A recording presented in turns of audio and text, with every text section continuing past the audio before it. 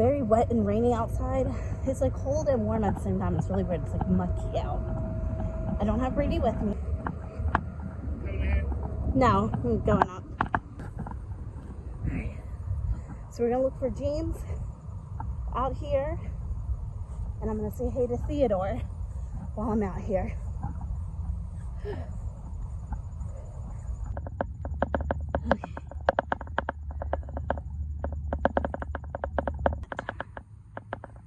We're looking for not James.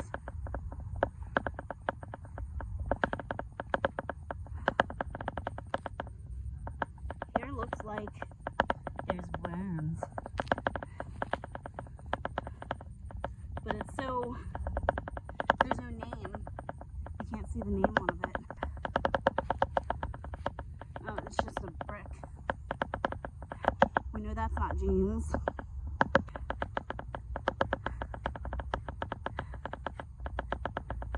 Kenneth.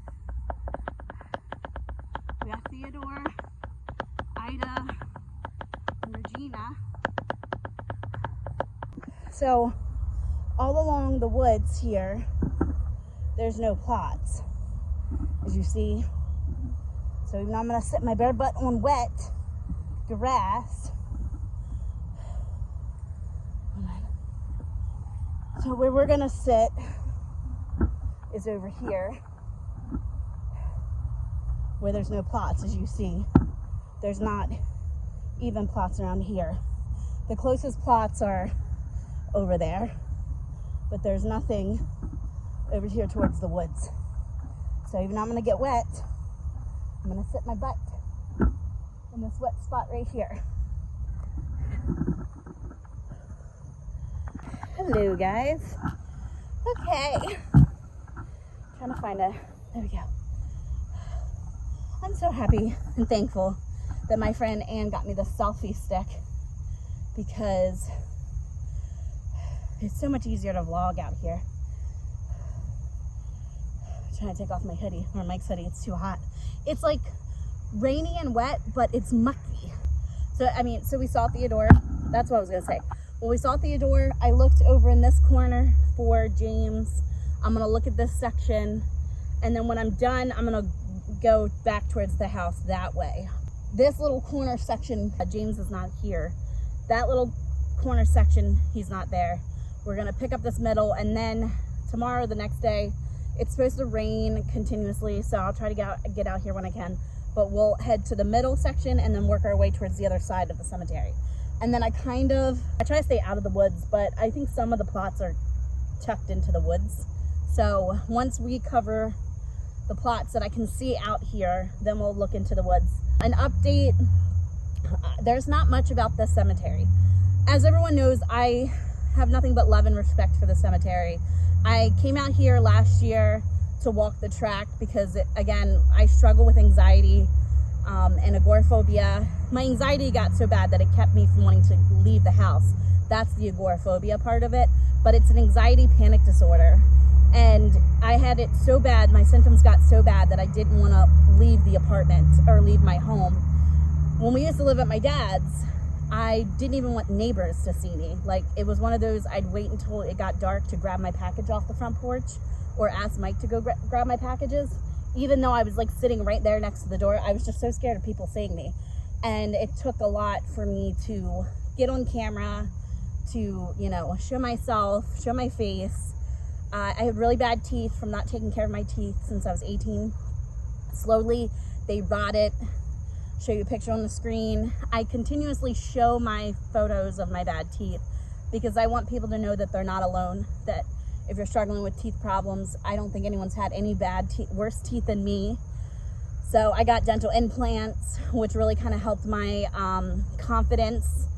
And the past year being online, it's really, really helped me to come out of my shell and to branch out to my old, you know, personality and not be kept in the home as much. So, and with anxiety, panic disorder, agoraphobia, it's not a one-size-fits-all situation. It's a mental health issue. So people's brain chemistry works in different ways. So what looks like anxiety, agoraphobia to one may not be somebody's anxiety and agoraphobia to another person. it's a sliding scale. There's different severities. Some people can't take a step foot outside.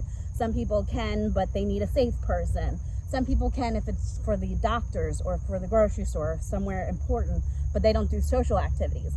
So this is something that many people struggle with. And, you know, I try to show the, you know, my side of my anxiety disorder and how I've overcame it and how I'm getting better with it. But some people struggle with this their entire lives, and I sympathize with them. But yeah, it's not something that looks the same on everybody, if that makes sense. So anyway, I started coming out here because I wanted to lose weight. It was the farthest I could get away from the house. I was trying to push myself off camera for months prior to me doing this vlogging stuff to get out away from the apartment, further and further away from the apartment, to get acclimated back to society and seeing people in real life and interacting with people. And in a cemetery, you don't see many people. It's as close to my apartment as you can get. It's literally like out back of my home. You don't see people often out here, so it was the easiest thing I could do to get outside without seeing people's faces or interacting with people on a social, physical level, you know what I mean? So I started doing this, and I used to do anti-mommy vlogger stuff. So I'd come out here in the day, walk, there's like a little, almost like a car track that is grooved into the middle of the cemetery. And I used to walk around the cemetery, listen to music, and, you know, work on losing weight, you know? Hey guys, it's Shelley. I'm in the spooky cemetery. I am walking and exercising, doing what I've been trying to do every day now. I'm trying to get 3 miles today. Hopefully I can do it. I'm already out of breath, but I'm pushing through, guys. I'm pushing through on this weight loss journey. It's happening. For me, it is my time to get healthy. Anyway, I'm getting ready to film a video tonight about a YouTuber. She's a TikTok mom. And so I did that, and then I would go inside and do anti-mommy vlogger content. Well, I used to make YouTube shorts out here, and some people started getting curious, like, what cemetery is that? And that's kind of like, you know, can we see the statue behind you? That statue is really cool. So then I started kind of branching out to showing people the different plots and the statues, because they're beautiful. I am very fascinated with the designs and the marble and, you know, just the way the headstones are. And then I started seeing headstones flipped over and things caved in and garbage, and it just kind of branched out to then showing some of the bad parts of the cemetery, the decay, and how that's not kept, how I don't see many families out here, and I don't blame them, because it's disgusting to want to come out here and see your loved one, and then you've got garbage and, you know, tombstones flipped over and temporary tags and plaques broken. And so I then started kind of doing an expose and exposing the bad part of the cemetery, and then it branched out to me doing like vlogs out here and just sitting out here in the peace and quiet where I could vlog and talk to you guys without being embarrassed of someone staring at me while I'm talking. And then it kind of branched out to, you know, wanting to know more about the families out here and the loved ones. And then Theodore, I had happened to be sitting next to a plot, and I said, I'm not on the plot, I'm not, you know, under it, I'm above it. And then I looked and I was just like, who's that? And Ed said Theodore, and I said, sup, Theodore. So yeah, this is where I was at when I started recording. I'd stopped the video, made a new video. But yeah, like there's, where I'm sitting is no tombstones. There's Brady. And the bush, ticks. I think ticks are gonna be our new thing this year. But there is a tombstone right there. But obviously the body goes at the bottom of the tombstone. I'm technically not sitting on top of a body. But his name is Theodore. Theodore is my new friend. Sup, Theodore. He was born in 1962. Died January 17th, 1995. So he's my new friend. I come and visit him by this bush. Like, you know, how are you doing? And it just kind of branched into this whole thing with me out here. And now I'm cleaning the cemetery, and now I'm advocating for these loved ones, and now I'm helping to find people's loved ones out here. So, I mean, it was not like an overnight, let's vlog in the cemetery. It just kind of slowly progressed because people became more and more interested in this cemetery because it's kind of forgotten. And then when I Googled the cemetery, the reviews, I'll throw some reviews up on the screen of people whose loved ones are out here and how disgusting this cemetery is, whoever takes care of it. I don't know who takes care of it. I've found very little information on who actually owns this property. So I started calling around, emailing people. I emailed, there was a website where it was something about German Marylanders. They said that this used to be like a St. Paul cemetery and that it was a church that burned down cemetery, and then they changed the name. But no one has really been able to give me any name of the person who owns it or anything of that nature. And the phone number listed on findingagrave.com does not work. So I wanted to give you guys an update. I emailed the German Marylanders at gmail.com or something. I think that's what their email is. So I can help this person find James. So we emailed them. They have not gotten back to me yet. I started looking at land records and deeds. I'm down a rabbit hole of trying to figure out who owns it. Someone has to be overseeing it to a degree because they're a lawn care service.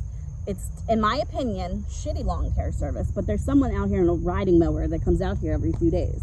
So somebody has to be paying them to come out here. So I don't know if it's the city or what, but the news has been out here. Loved ones have been petitioning and protesting to have a change out here. And I'm really happy that I do come out here and film, because now the loved ones have so much video evidence of garbage, tombstones being flipped over, garbage everywhere, broken beer bottles, papers, just it's in a disarray. And I'm thankful that I do come out here, because now these families, if they ever need my footage, I have tons of footage and tons of proof of how shitty it is out here. So in a way, you know, I'm coming out here doing good. I also hope that me coming out here and sitting, and again, I don't sit on plots, I sit near them or try to find, like I am now, a space, as you see, a space where there's no plots in sight. I try to find an area to sit and vlog that doesn't have anyone's loved ones near it, and talk to you guys. And there's been times that cars have rode to the dead end and kind of seen me and then rode back.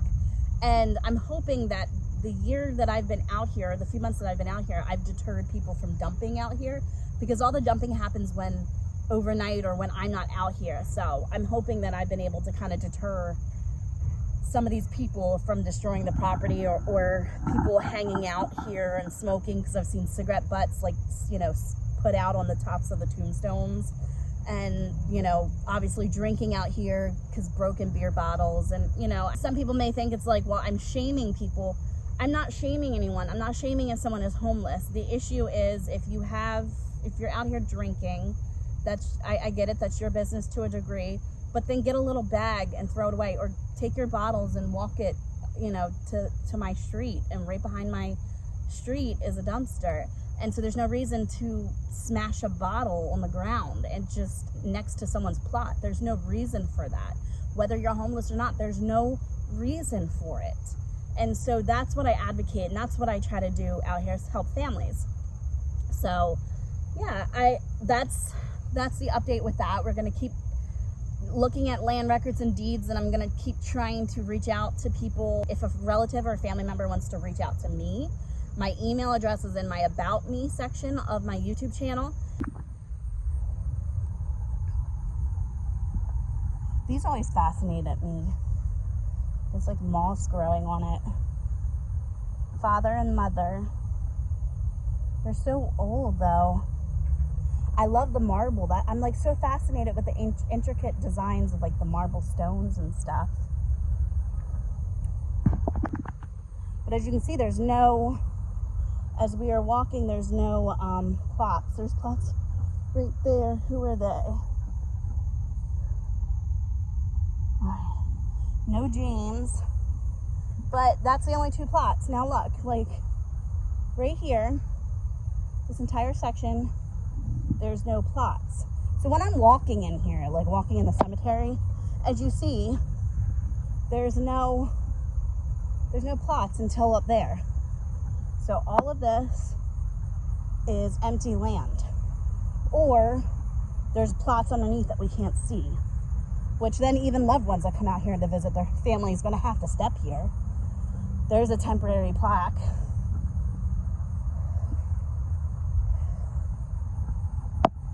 But I figured I'd film my pathway, me walking, to show you guys where I do step when I'm walking out here.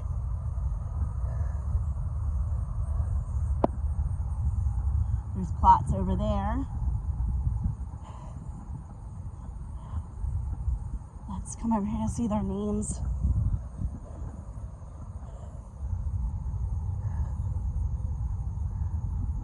Jesse and Florine, but no James. But we're getting there. We're getting there. We're gonna find James. There's somebody here.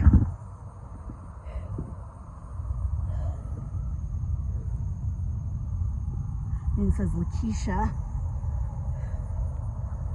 Somebody over here, but it's upside down, so they must be facing the woods. What does it say? June. Dante. Then we got George. George has got 2 plaques, so that's his other plaque. Okay, I'm gonna sit here and take a break and we'll vlog a few more minutes. Okay guys, you know, I have to take a break after walking a few minutes. One of these days I'm gonna lose enough weight that I don't have to do this anymore. I'm under 300 pounds though, guys. I always keep saying like a 300, and I'm like, wait, I'm not 300 pounds anymore. It's so hard because you get so used to being a certain weight that I'm like, oh, 300 pound Shell. And I'm like, my mom keeps reminding, she's like, you're not 300 pounds anymore. It's like, yes, I forgot. I've lost enough weight that I'm under that. Now if I could just breathe better. I have a stomach belt, and I'll try to throw it up on the screen, that I got from Amazon. And my issue is, not that I like being this big, but I could be this big if I could just take my stomach and kind of pull it up a little off of my legs and get the weight off my diaphragm. Because like I tell people, it's weird. Mike understands because he's bigger too. But when I lift up my stomach and hold it, I can take a deep breath in and out. I can run. It's just my weight is pulling and crushing my diaphragm. And so my lung capacity is like half of what it used to be. And I'm not a smoker or anything, but I feel like I am because I can't breathe when I walk, you know. So this band helps me. It almost looks like one of those weightlifting belt, like, you know, not weightlifting, but you know when you're like bent down, you're lifting something, it's one of those belts that go around you, like, you know, movers have when they're lifting furniture. It's like that, but without the straps on your shoulders and stuff. It's just an elasticy band that goes around your stomach and velcros, and what it does is not only does it like suck my stomach in, but it lifts it off of my legs and I can breathe better, and it helps me walk longer periods of time while breathing a little bit better. And it's in the closet, and I forgot it, and I keep forgetting to put it on when I go out here. I thought I lost it, and then I was organizing the closet the other day, and I was like, oh my god, I found it. It was like shoved somewhere in the back of the closet. So I have that that I'm going to start using. This is where the progress I am at with James. So we've taken one section of the cemetery. My kids went all around the cemetery the other day, but I'm also retracing their steps. They've retraced my steps. We've taken, you know, the section where Theodore is. We've taken that section. I'm going to work my way to the middle where the tree is, the baby land, and onto the other side where William and the others are on that side of the cemetery. We're going to take it in sections, and I'm just going to keep looking for him. Even if I cover all the grounds, anytime I go past a plot, I'm going to have to stop and look because I want to do that, you know. One of these days, I'm going to have to get brave. I'm going to start going through the woods and, you know, trying to see if there's any plots stuck in the woods, because you see some of them are technically in the woods because the woods have grown around the plots. So we're not going to give up. I'm going to keep looking for the owner of this property.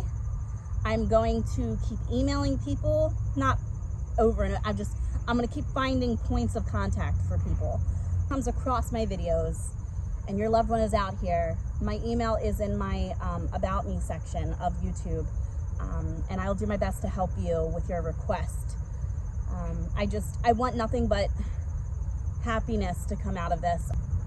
This was literally like something that just progressed into this. It wasn't something I set out to do. I was an anti-mommy vlogger. So yeah, this whole thing with the cemetery just kind of branched out because I had no idea how bad the cemetery was. And then when I Googled it and I seen news stations have been out here, it's crazy. Oh yeah, I was gonna post last night. I went to go post my fairy outfit because I'm looking at fairy costumes for Halloween. But I was like, no, maybe it should be a surprise. I'm still going back and forth. Buying clothes on the internet like makes me nervous because all of my clothes that I'm currently wearing, like the shirt from Torrid, the leggings from Torrid, all of my clothes are from Torrid, which is a big girl store. It's a store for bigger ladies. I don't fit into Walmart clothes or, you know, any of the cheaper things. A lot of my stuff is from Torrid. So I know my size. Yeah, all my clothes are from that store. And I was going to buy a costume. They do sell costumes at Torrid, but they're so expensive. And Hot Topic plus size section is like ridiculous. So, I mean, it's usually almost like $100 and you just get the costume. You usually don't get a lot of the other add-ons and stuff. So I went to Amazon and they have this fairy dress that goes up to like a 3X. And that's the size that I am currently, is a 3X. And they suggested like these fairy wings and these sparkly stockings that look like glitter sparkles on your legs. And I was just like, this is really cute. So I'm thinking about getting it because I've never really fully bought a costume. Usually I just throw on some scary, spooky Halloween makeup. But I thought, you know what, I'm going to dress as a fairy, because that's the whole fairy thing started because there's some friends who are reading fairy books, and we joke around about, we call it like fairy smut. So, you know, for anyone that's like, why is she obsessed with fairies? It just became an inside joke about fairies, and so it kind of branched out to me wanting to be a fairy now, and that I'm a dark, spooky fairy. That's what it is. That's the full the full joke about fairies. It's just there are fairy books out there in the land. Think of like kind of like True Blood, like Sookie. So, and I love True Blood. So, I mean, it involved in this huge fairy joke now. I'm gonna vlog Halloween as a fairy, sitting off to the side possibly. Now, my Halloween plans have changed because Mike realized that he works on Halloween, and usually he'll take off or request off. It kind of messes with overtime. He has paid time off where like he could take off and he would get paid for the day. He has tons of that. He never takes it. He has tons of paid time off. But then his overtime would get messed up because then they won't pay out overtime when you have that. I don't know how it works. Something with his overtime, and you know, we're really hustling. We're hustling to pay our credit cards paid off. We're working really hard to pay off of our credit cards. We have like a savings account that money goes in, and that's like our little nest egg to put a down payment on a house. So as we are working our debt to income ratio and paying those cards off, it's just our kids are getting older and it's really hard to not turn down overtime, you know? So what we're doing for our children, we're still buying their Halloween costume. This is still in the working stages. It may change over the month. We're still buying their Halloween costume. We are going to take them to trunk or treats throughout the month of October. I already found a bunch of them. And a bunch of my friends in real life RSVP'd, and some relatives have RSVP'd to these trunk or treats. So I'm like, oh my goodness, I might run into some friends and family at these trunk or treats. My kids are older, and I get that. And, you know, it's okay if you don't agree with my kids trick-or-treating, because my oldest is 14 and my youngest is 10. But they're not TPing houses or egging houses. They're getting candy, and there is no age limit to these trunk or treats. I already looked into it. So we're going to get them costumes. We're going to dress them up, you know, in their costumes and go to a bunch of trunk or treats. I still want to see my grandmother because that's a tradition. So we're going to see her sometime in October with their costumes, probably during one of the outings of trunk or treats, because some of them are near her house in my hometown. So we're going to get pizza one of the month of October. So don't be surprised if you see Halloween vlog here and there during our outings. Obviously I don't film the kids. I wanna, of course there's a helicopter. Looks like a news station. Looks like it says 13 on it. WJZ. Is WJZ finally coming to film the cemetery? No. Oh, they flew right past it. I want to, when I go visit my grandmother, I'm gonna ask permission if I can film her for my YouTube channel. At least just so you know, you guys can see her and she can say hey, because I tell all these stories about my grandmother, my mom's mom. It's the last grandparent I have alive that's left, and I'm gonna ask her permission if she wants to be filmed, and just even if it's just a hey guys, you know. And if not, I respect that. I'm not gonna throw a camera in her face without her knowing where it's going, you know what I mean? I'm gonna ask her permission. I already asked my mom. I said, you know, do you think Graham, you know, you think it's okay if I ask Graham? And my mom said, sure, ask her. She's with it, you know, it's not like she's incapacitated. So I figured I'd ask her permission. Maybe I'll get a little cameo. But don't be surprised if the month of October you see me, you know, filming it in my fairy outfit throughout the month.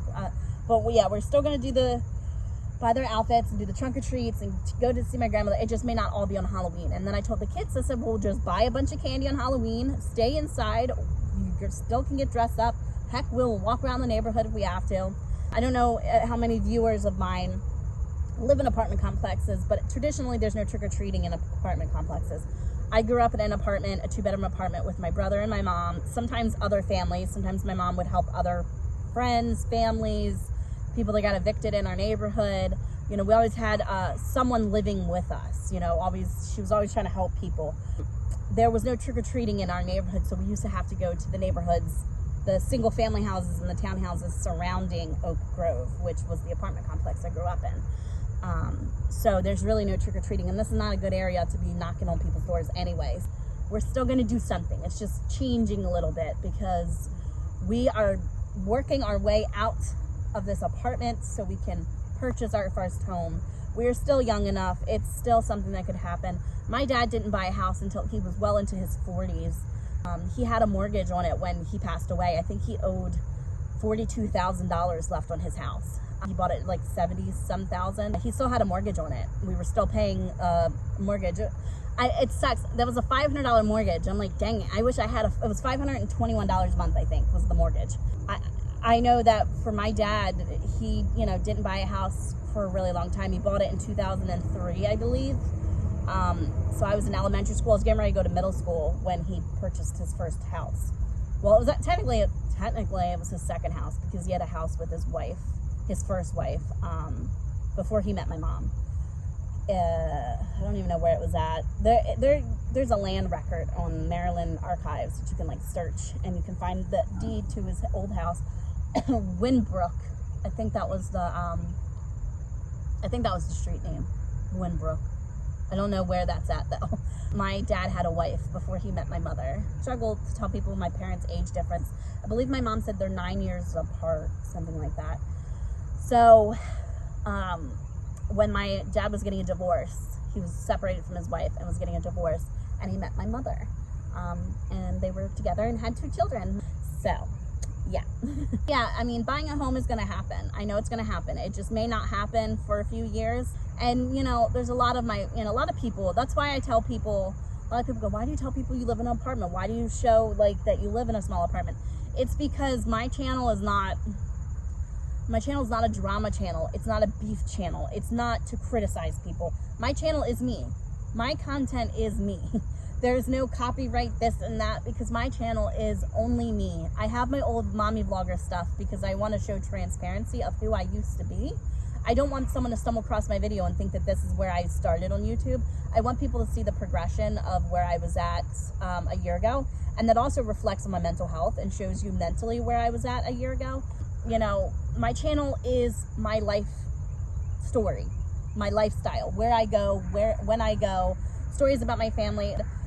There are many crazy stories about my family. My family are good people, but, you know, my family got into a lot of trouble. Like, my dad, you know, has gotten into some trouble in, like, the 90s and all of this stuff. And, like, before I was born or right after I was born. And I have relatives that have been to prison, and I have family members who, you know, got into a lot of crime. And, you know, I do have that, but it's some of these stories with my relatives, for one, especially the relatives that have passed away, they're not here to defend themselves. So I'm not going to sit here for the world and air out every single scandalous thing about my family.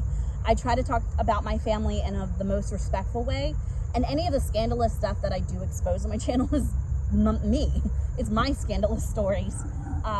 But yeah, my mom has a past. You know, my dad has a past. My brother has a past. Like, all these people have their own stories, and it's not necessarily my story to tell. Also, some of my relatives that either passed away or that are still alive that have their own stories have minor children involved. Like, my brother has children. I don't expose a lot of his criminal stuff or a lot of the stories about him unless it's relating to me specifically, because he has children, and I'm not here to trash their dad's name.